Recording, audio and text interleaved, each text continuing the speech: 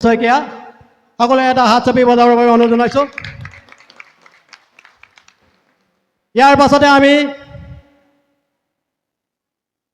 সকলোৰে পৰিচিত অতি তেখেতৰ মাতৃ শ্ৰীযুত ৰাণু শইকীয়া দেৱীকো আমাৰ মঞ্চলৈ আগবঢ়াই আনিবৰ বাবে আমাৰ কৰ্মকৰ্তাসকলক অনুৰোধ জনাইছোঁ।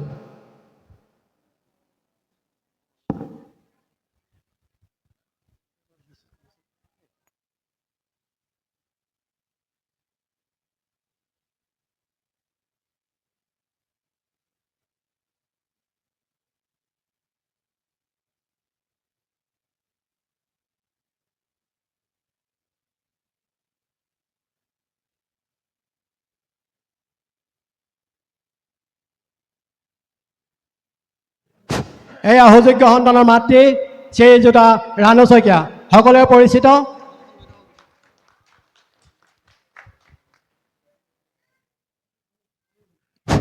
ইয়াৰ পাছতে তেখেতৰ সহধৰ্মিনী আমাৰ মাজত উপস্থিত হৈছে।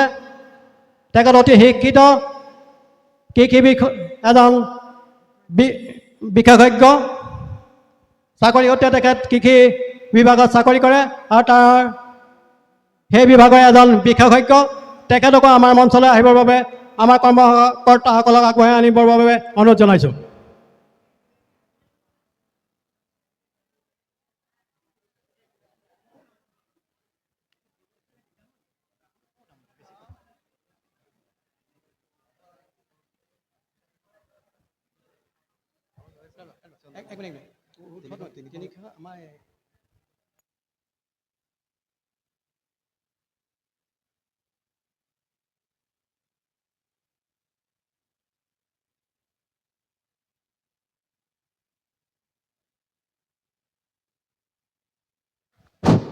এয়া সকলোৱে তেখেতৰ সহধৰ্মিনী পল্লৱী শইকীয়া।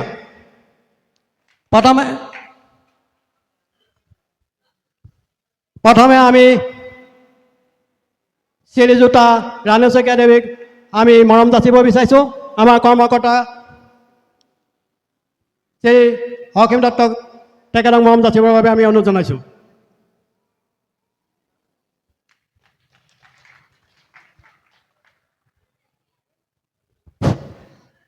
ইয়াৰ পাছতে তেখেতৰ সহধৰ্মিনী শ্ৰী পল্লৱী শইকীয়াক মৰম যাচিবৰ বাবে আমি আগবাঢ়িছোঁ। আমাৰ সাংগঠনিক সম্পাদক অৰুণ দত্তক এখন ফুলাম গামোচাৰে আদৰিবৰ বাবে অনুৰোধ জনাইছোঁ।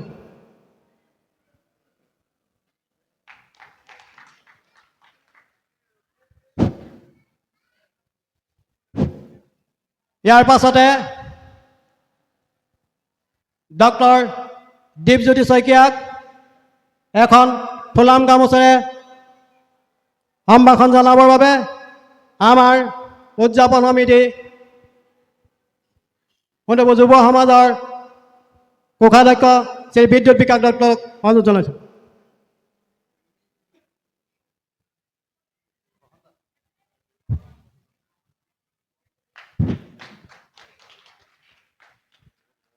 এখন চেলেঙেৰে তেখেতক আদৰিব আমাৰ উপদেষ্টা শ্ৰী প্ৰশান্ত দত্তদেৱে।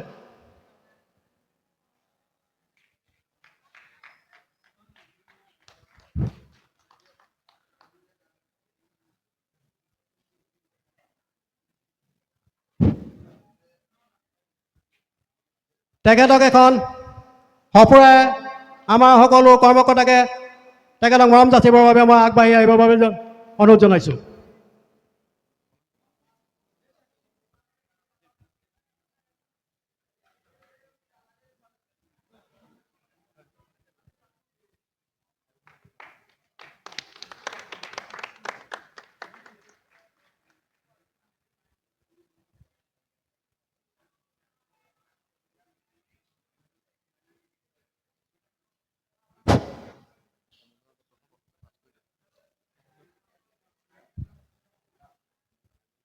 আমি সুযোগ্য সন্তান শ্ৰী দীপজ্যোতি শইকীয়ালৈ এখন সম্বৰ্ধনা পত্ৰ আমি প্ৰদান কৰিবলৈ ওলাইছোঁ। প্ৰথমে আমি সম্বৰ্ধনা পত্ৰখন পাঠ কৰি দিছোঁ।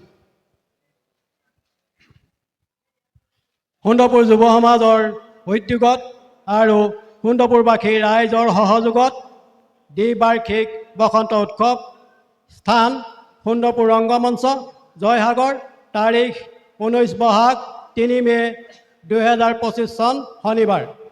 সম্বৰ্ধনা পত্ৰ পত্ৰী ডাক্তৰ দীপজ্যোতি শইকীয়া, মেডিচিন বিশেষজ্ঞ, সহকাৰী অধ্যাপক, যোৰহাট চিকিৎসা মহাবিদ্যালয়, যোৰহাট। শ্ৰদ্ধা ভাজনে এখো নমস্কাৰ গ্ৰহণ কৰিব। প্ৰকৃতিৰ লগত জাতিৰ যি সম্বন্ধ, এই ৰঙালী বিহুৰ শুভ ক্ষণত আমি এজন ভূমিপুত্ৰক মৰম স্নেহ আৰু ওলগ জনাবলৈ পাই সুন্দৰপুৰ যুৱ সমাজৰ তথা সুন্দৰপুৰবাসী ৰাইজে গৌৰৱ অনুভৱ কৰিছে। হে বাগ্মীবৰ, তুমি তোমাৰ লক্ষ্যৰ প্ৰাপ্তিৰ প্ৰজ্ঞাৰ সাধনাৰ দৌৰত দৌৰা এজন অক্লান্ত সৈনিক। কোলাহল ডাৱৰৰ ঘন কুঁৱলীৰ আস্ফালন ফালি লক্ষ্যৰ চাকি গছি জ্বলোৱা এজন দুৰন্ত তৰুণ। তোমাৰ কচ্ছৰ সাধনাৰ ফল উঠি অহা প্ৰজন্মই মন্ত্ৰমুগ্ধ হৈ তোমাৰ পথৰে পথিক হৈ সহস্ৰ গছি বন্তি জ্বলি উঠক, তুমি মাত্ৰ কাণ্ডাৰী হৈ থাকা। হে কৰ্মযোগী, তুমি ধ্যানমগ্ন তপস্বীৰ দৰে ফল লাভ কৰি মানৱ দেহৰ বৈদ্য হিচাপে যোৰহাট চিকিৎসা মহাবিদ্যালয়ত সেৱা আগবঢ়াইছা। তোমাৰ এই কৰ্মৰাজিত মানৱ দৰদী হিচাপে অকৃত্ৰিম মৰম স্নেহ দায়িত্ব সকলো সোমাই আছে। দৰিদ্ৰ আৰ্তজনৰ তুমি প্ৰাণকৰ্তা হৈ পৰিছা। তোমাৰ এই কৰ্মই সমাজৰ মাজত এটি নতুন ধাৰা সৃষ্টি কৰিছে। তাৰ বাবে সমগ্ৰ সুন্দৰপুৰবাসী ৰাইজ আজি গৌৰৱান্বিত। তোমাৰ পথেৰে সকলো উঠি অহা প্ৰজন্মই অনুপ্ৰাণিত হওক। শেষত তোমাৰ কৰ্মৰাজি সোণালী আখৰে জিলিকি থাকক। ভগৱন্তই তোমাক আৰু তোমাৰ পৰিয়ালটিক মংগলে ৰাখক, তাৰ কামনাৰে সভাপতি শ্ৰী চিৰঞ্জন দত্ত, সাধাৰণ সম্পাদক শ্ৰী ৰাজকমল দত্ত, কাৰ্যকাৰী সভাপতি শ্ৰী বিদ্যুৎ বিকাশ দত্ত। এই পত্ৰখনি আমি সভাপতি শ্ৰী চিৰঞ্জন দত্তক দিবৰ বাবে অনুৰোধ জনাইছোঁ। সকলোৱে ইয়াত সহযোগ কৰি দিব। সকলো যোৱা।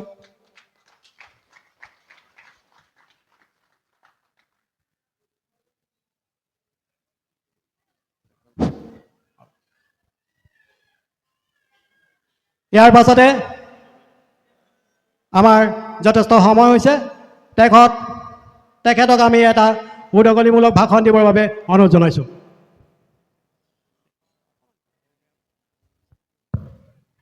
ধন্যবাদ।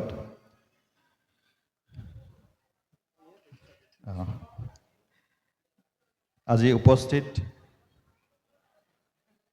মোৰ পিতৃসমৰ, মাতৃসম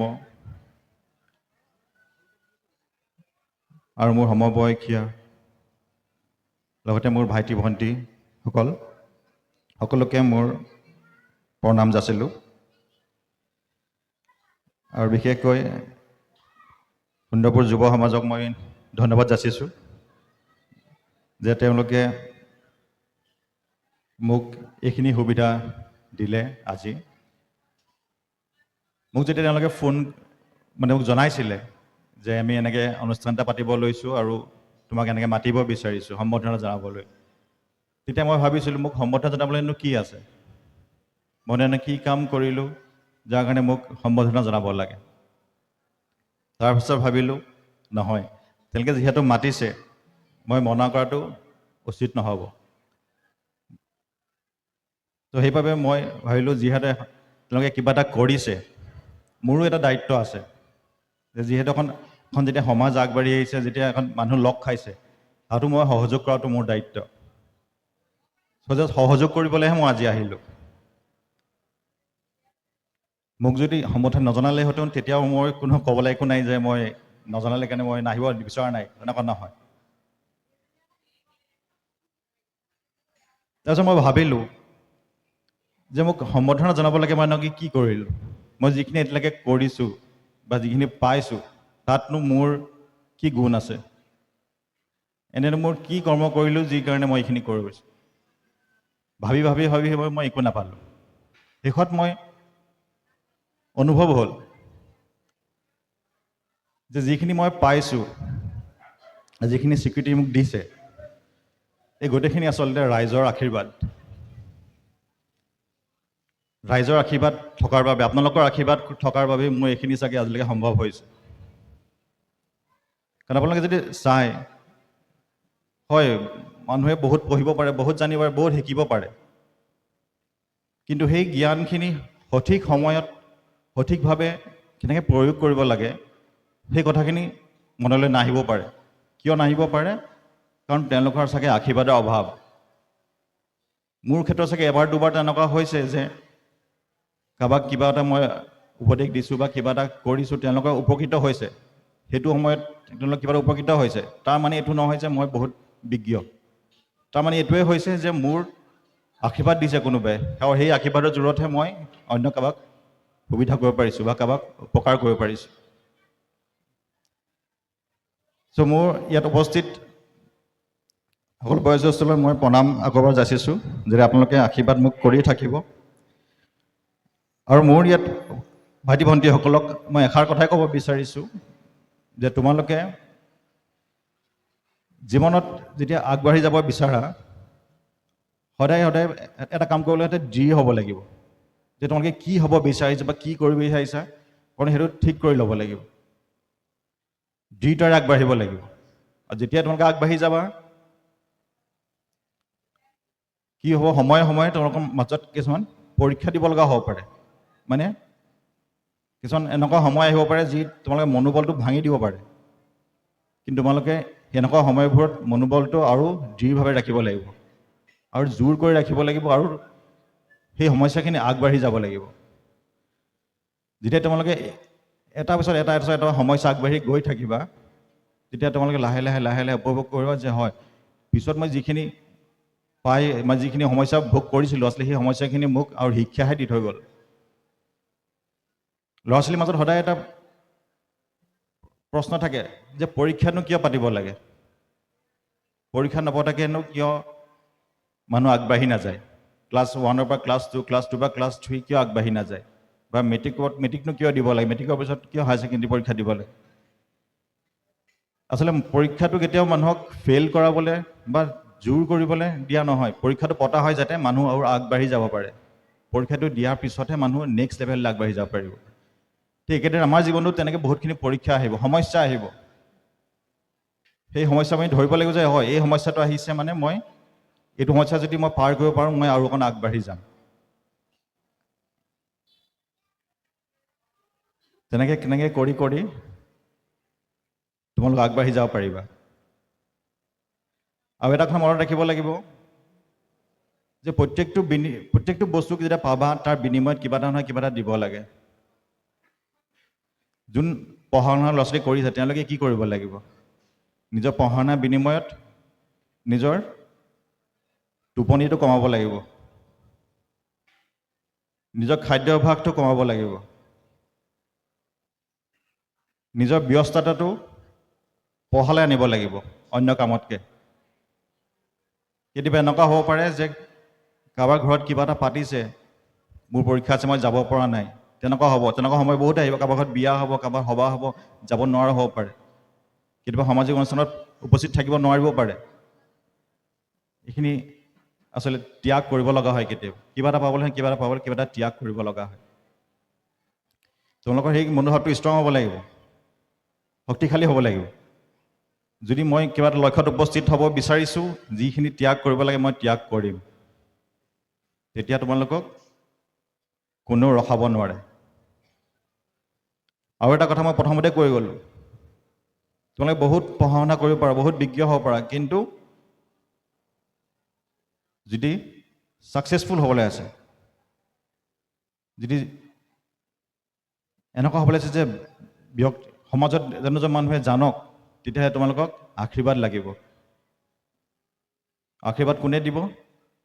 তোমালোকৰ সমাজত যি আছে, যি বয়োজ্যেষ্ঠ কেইজন আছে, মা দেউতা, পেহী, বাইদেউ, ককা আইতা যোন আছে, তেওঁলোকে আশীৰ্বাদ কৰিব।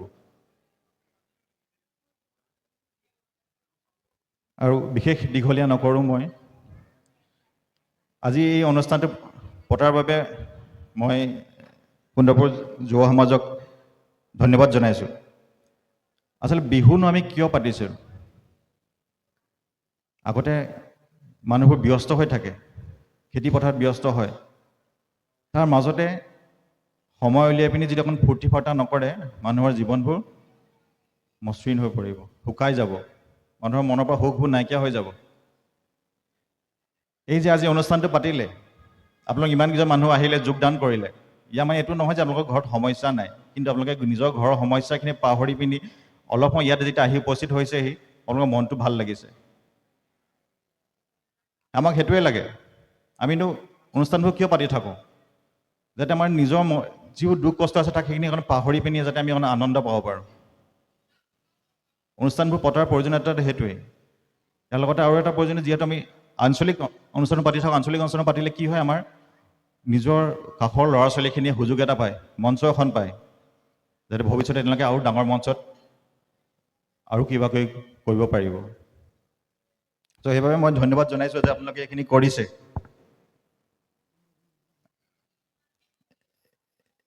আৰু মই এইটো কাৰণে ধন্যবাদ জনোৱা নাই যে আপোনালোকে মোক সম্বৰ্ধনা জনাইছে, মই এইকাৰণে ধন্যবাদ জনাইছোঁ যে মোক যে সম্বৰ্ধনা জনালে সেইটো আপোনালোকে সুন্দৰপুৰ সমাজ হওক বা যিমান জনা পৰিচিত আছে, যিখন আমাৰ শিৱসাগৰে হওক বা অসমৰে হওক, তেওঁলোকৰ আশীৰ্বাদখিনি আপোনালোকে স্বীকৃতি জনাইছে।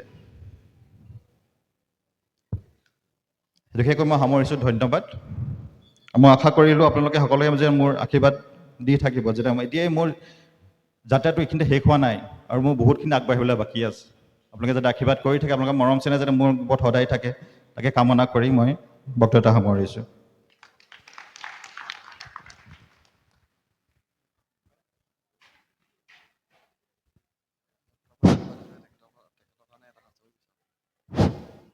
আপোনালোকক ডাক্তৰ দীপজ্যোতি শইকীয়া অতি এটা আমাৰ মাজত ঘটি থকা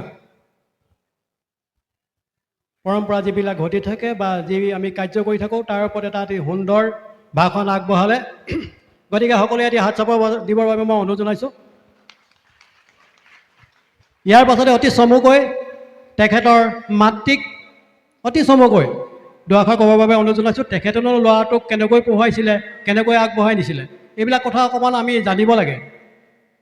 ভাষণটো অৱশ্যে বিহুত দিলে সকলোৱে ভাল নাপায়, কিন্তু আমি বহুত উঠি অহা ল'ৰা আছে। এই ডাক্তৰজন হৈছে ভগৱানে যিবিলাক আমাৰ পাৰ্টছ দিছে, ভগৱানৰ পৰা মই এইটো পাৰ্টছ বুলি কৈছোঁ, আমাৰ বডিৰ যিবিলাক অংগ দিছে, এই অংগবিলাক ভগৱানে প্ৰস্তুত কৰা। মানুহে বিভিন্ন ধৰণৰ কাম কৰিছে, চন্দ্ৰলৈ গৈছে, চন্দ্ৰত থাকিছেও, আজি কিছুদিনৰ আগতে 6-7 মাহ থাকি আহিছে, তথাপি পৃথিৱীলৈ আহিছে। কিন্তু এই ভগৱানে যদি পাৰ্টছ এটা, চুলি এডালো যদি কেনেবাকৈ বা চুলিডালৰ সমান যদি গাত অংগত কাঁইটডাল সোমায়, কিন্তু আমি ৰক্ষা নাপাওঁ। তেনেকুৱা এটা অংগৰ পৰিচালন কৰিবলৈ আৰু তেখেতক ৰিপেয়াৰিং কৰিবলৈ যি শক্তি দিছে, তেখেত এজন ভগৱানৰ তুল্যৰ ব্যক্তি হ'ব লাগিব, দেৱতুল্য ব্যক্তি হ'ব লাগিব। কাৰণ ভগৱানৰ অংশটো সকলোৱে ঠিক কৰিব নোৱাৰে, এজন দেৱতাৰ সদৃশ পুৰুষেহে তেনেকুৱা এটা কাম কৰিব পাৰিব। গতিকে মই আমাৰ ৰাণু নব বুলি মাতোঁ, তেখেতক অতি চমুকৈ দুআষাৰ জনাবৰ বাবে অনুৰোধ জনাইছোঁ। তাৰ পাছতে আমি এই কাৰ্যসূচী সামৰণি মাৰিম। ধন্যবাদ। উপস্থিত সকলোলৈকে মই আন্তৰিক শ্ৰদ্ধা জনাই দুআষাৰ কম বুলি ভাবিছোঁ, কিন্তু তাৰ আগতে আৰু এটা কথা ভাবিছোঁ। আমাৰ আজিৰ উদ্দেশ্যটোৱে হৈছে বসন্ত উৎসৱ। সকলোৱে বাট চাই থাকে, ইয়াৰ পিছত কি হ'ব, কি দেখিম, কি চাম। আমাৰ এতিয়া বিহু চোৱা আৰু দেখাৰ এইটো হিচাপতহে ইয়াত বহি আছে। মানে কোনোবাই যদি ইয়াত লেকচাৰ দি থাকে, তাত অশান্তি লাগে, আমনি লাগে। কিন্তু মোক দুআষাৰ ক'বলৈ কৈছে, কি ক'ম এতিয়া মই ভাবি পোৱা নাই। যিহেতু এইবিলাক কথা ঘৰুৱা কথা, কেনেকৈ মাক দেউতাকে ল'ৰা ছোৱালী ডাঙৰ কৰে, এইখিনি কথা 2টা বা 3টা বাক্যত কেতিয়াও নহয়। সেয়েহে মই এটা কথাই প্ৰথমতেই মাতৃসকলক কওঁ, আজিকালি আপোনালোকে জানে ইণ্টাৰনেটৰ যুগত আপোনালোকে, মই বিশেষকৈ মই মাতৃ সমাজক কৈছোঁ, মানে উঠি অহা ছোৱালীবিলাককো কৈছোঁ, আমি ইণ্টাৰনেট খুলিলে আজিকালি যেতিয়াই আমি মোবাইলটো খোলোঁ তেতিয়া আমি বহুত কথা গম পাওঁ। আজিকালি ক'বলগীয়া কথা নাই, মানুহে সময় বিবেচনাৰে, নিজৰ বিবেচনাৰে সময়টো ক'ত অতিবাহিত কৰে এইটো বহুত ডাঙৰ কথা। আমি যিটো সময়ত গাভৰু আছিলোঁ সেইটো সময়ত আমি ইণ্টাৰনেটৰ কথা নাই, আমি মোবাইল চলাব নাজানো, আমি শিক্ষকতা কৰোঁতেও মোবাইল চলাবলৈ নাজানো। যেতিয়া আমাক ট্ৰেইনিং দিছে আমি মোবাইল ল'ব লাগে, মোবাইল চলাব লাগে, আমি শিকিছোঁ, মানে তেতিয়াহে শিকিছোঁ মোবাইলটো লৈ। তেনেকুৱা এটা আমাৰ পৰিস্থিতি। আমি কিন্তু মোৰ এটা কথা সদায় ধ্যান আছে, মানুহে ভগৱানক বিশ্বাস কৰিব লাগিব, সদায় ভগৱানক ধ্যান কৰিব লাগিব। সন্তান মই জন্ম দিয়া নাই, জন্ম দিয়াইছে ভগৱানে, ভগৱানকে সেইকাৰণে মই সদায় অৰ্পণ কৰোঁ। প্ৰভু, পৃথিৱীলৈ তুমি পঠাইছা, মোক দায়িত্ব এটা দিছা, মই পালন কৰিছোঁ, বাকীখিনি আপুনি কৰিব। সমাজত চিনাকি কৰিব, নিজৰ মাক দেউতাকক যদি চিনি নাপায় সন্তানে, সমাজ চিনি নাপাব, সমাজ চিনি নাপালে বিভিন্ন পৰ্যায়ৰ মানৱ সমাজৰ কথালৈ পৃথিৱীলৈ নাহে আৰু নিজৰ ঘৰখনতেই যদি চিনি নাপায়। ভগৱানক সদায় মই সেই কথাটো কৈছিলোঁ। আৰু এটা কথা মোক যিসকলে দেখি আছিলে জানে, হয়তো এতিয়া মোৰ মুখৰ আগতে বীৰেন দত্ত বহিয়ে আছে, কোনোদিন মই কেঁচুৱা ল'ৰা কোচত লৈ বহি গাখীৰ খুৱাই কিবা ভাত জলপান পিটিকি খুৱাই ডাঙৰ কৰিবলৈ মই সময় পোৱা নাছিলোঁ। মোৰ ঘৰত শহুৰ শাহু দুই অসুখীয়া আছিলে। ল'ৰা থওঁ, মই ঘৰত ভাত বনাওঁ, 9 চলিৰ পৰা তেতিয়া গেছ হোৱাই নাই।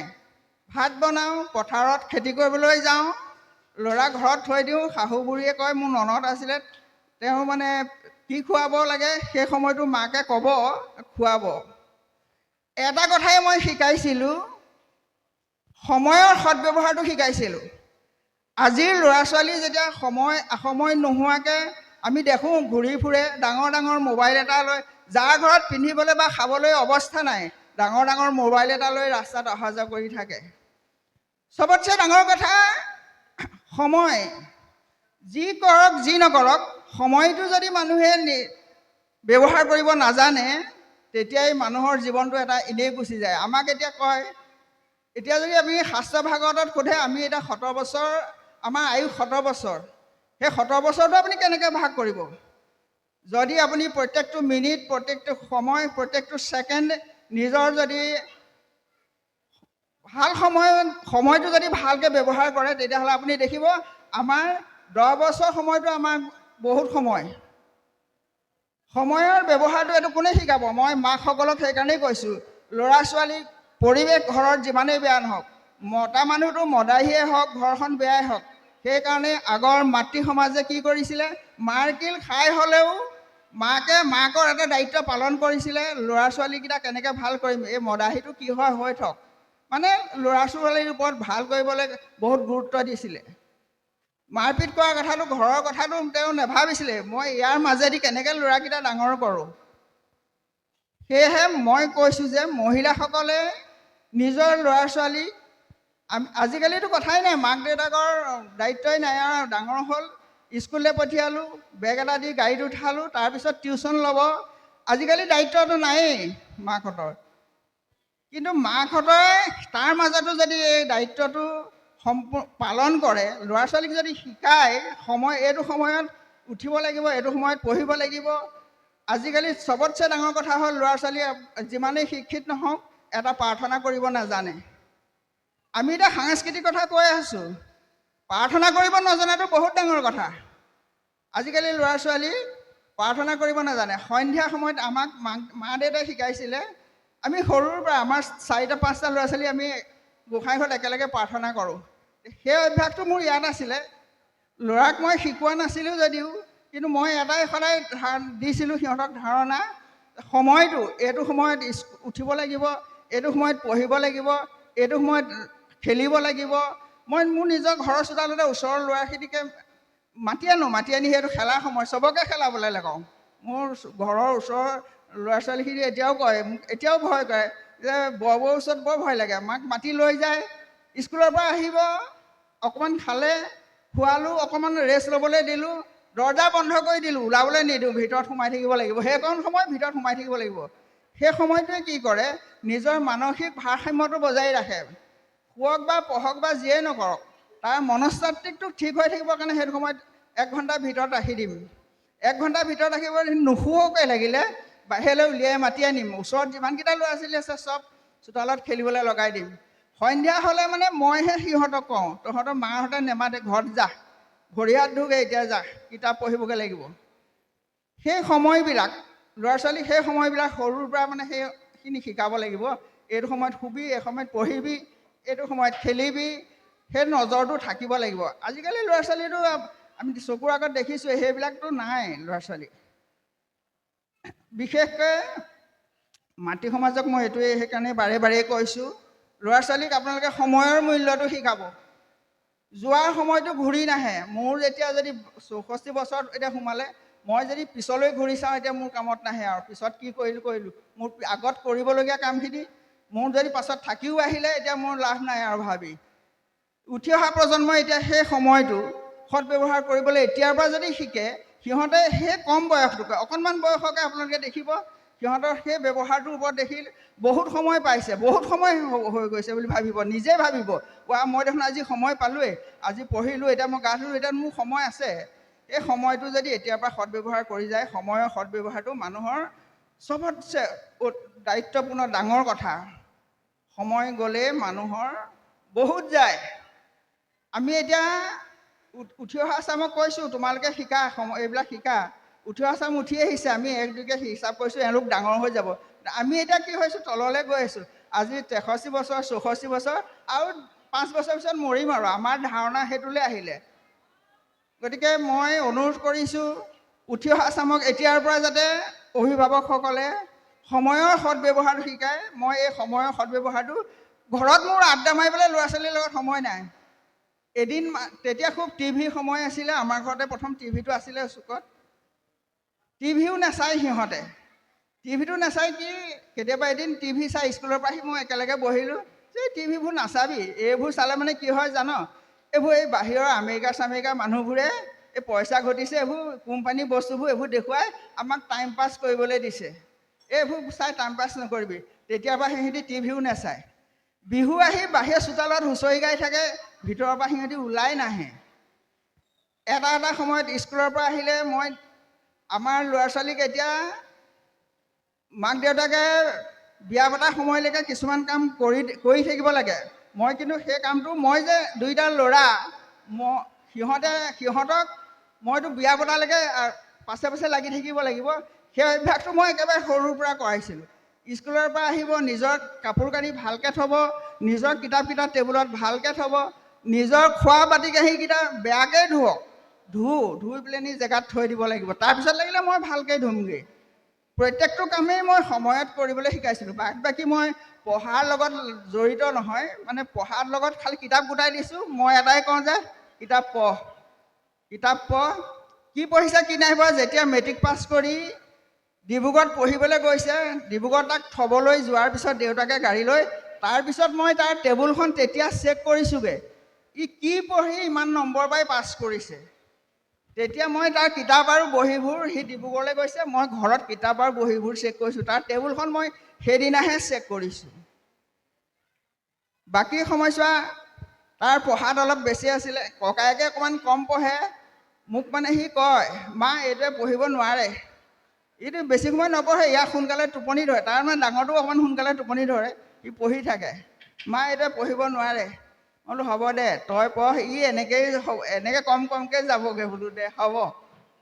ঠিক পঢ়াৰ আজিৰ নিচিনাকৈ টিউশ্যনৰ পিছত দৌৰা, মোক ঘড়ী এটা পিন্ধিও নাপাইছিলে, মোবাইল এটা লৈ নাপাইছিলে। যেতিয়া মেডিকেল কলেজত পঢ়ে, 2 বছৰ পঢ়িলে, 2 বছৰৰ পিছত সদায় লোকৰ মোবাইলৰ পৰা আমি খবৰটো লওঁ কাৰণে 2 বছৰৰ পিছত এটা মোবাইল লৈ দিছোঁ। মোবাইলটো কেনেকৈ লৈছোঁ, বৰ ডাঙৰ চাগৰকৈ আমাৰ বহুত টকা পইচাৰ ওপৰত থকা নহয়, মানুহ নহয়। মই এখেতৰ দেউতাক মানে মেডিকেলত পঢ়ি আছিলে, সেইটো সময়তে অফিচৰ পৰা খবৰ লৈছিলে, ফোন কৰি মোলৈ, যে মেম চাহাব কি হ'ব, কি কৰিছে, কিবা অভাৱ হৈছে নেকি, কিবা দিগদাৰ হৈছে নেকি, পইচা লাগে নেকি। তেতিয়া মই তেখেতক কৈছিলোঁ, কি কাৰণে লাগে মই সেইটো নাই কোৱা। ইঞ্জিনিয়াৰ ক'লোঁ যে চাহাব, যেনে তেনে মোক আপুনি টকা 6,000 পহুচাই দিয়ক। টকা 6,000 মোৰ বৰ প্ৰয়োজন হৈছে। ইঞ্জিনিয়াৰে তেতিয়া SDO-জনক পঠাই দিছে, মোক টকা 6,000 দিছিলে। সেই টকা 6,000 দিয়াৰ পাছত মই তেতিয়া তালৈ পঠাইছিলোঁ যে এটা মোবাইল ল, সদায় লোকৰ মোবাইলৰ পৰা ফোন নকৰিবি। তেনেকুৱা এতিয়া আজিকালি মানুহে কয় দুখীয়া মানুহৰ ল'ৰা ছোৱালীবিলাকে বেছি পঢ়িব পাৰে। দুখীয়া মানুহৰ ল'ৰা ছোৱালীক বেছি ফূৰ্তি ফাৰ্তা কৰিবলৈ নাপায়, সিহঁতে মোবাইল নাপায়, ধৰি লওক গাড়ী বা স্কুটি এইবিলাকত নাপায়। সেইকাৰণে দুখীয়া মানুহৰ ল'ৰা ছোৱালীবিলাকে কি কৰে, একো নাই সিহঁতি পঢ়াতেই ব্যস্ত হৈ থাকে। সেইকাৰণে দুখীয়া মানুহৰ ল'ৰা ছোৱালীবিলাকৰ ৰিজাল্টবোৰ ভাল হয়। এতিয়া মই সেই কথাটো উপলব্ধি কৰোঁ। সেইটো সময়ত তেনেকুৱা এটা অৱস্থাত আমি আছিলোঁ আৰু তেনেকুৱা অৱস্থাত তেনেকৈ পঢ়ি ওলাই গৈছিলে। গতিকে এইবিলাক কথা মই আগতেই কৈছোঁ, এইবোৰ দুটা এটা কথা বাক্যৰ কথা নহয়। আৰু মই বেছি কৰি সময় নষ্ট কৰি আপোনালোকক আৰু অমনষ্ট নকৰোঁ। ইয়াকে কৈ মই পুনৰবাৰ সকলোকে ধন্যবাদ জনাই মই ক'বলগীয়া দুআষাৰ সামৰণি মাৰিছোঁ। ধন্যবাদ। ধন্যবাদ থাকিল। ইমানতে আমি এই অনুষ্ঠান সামৰণি মাৰিছোঁ। আমাৰ কৰ্মকৰ্তাক তেওঁলোকক আগবঢ়াই নিবলৈ অনুৰোধ জনাইছোঁ।